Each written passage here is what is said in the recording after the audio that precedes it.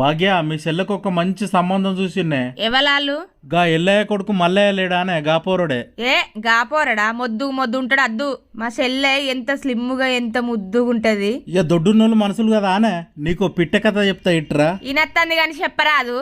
ఒక రోజు బెండకాయను చూసి ఆలుగడ్డ ఇష్టపడ్డదట. ఇష్టపడ్డ ఆలుగడ్డ బెండకాయ దగ్గరకు పోయి నేను ప్రేమిస్తానా అని చెప్పిందట. అప్పుడు బెండకాయ అన్నదట ఆలుగడ్డను, చీ నువ్వు బాగా దొడ్డున్నావు, నేను చూడు నాజుగ్గా స్లిమ్గున్నా, నువ్వేమో మొద్దున్నావు వద్దు అన్నదట. ఆలుగడ్డది గుండె వగిలిపోయి అప్పటి నుంచి అన్నిటితోటి కలిసిపోవడం మొదలు పెట్టిందట.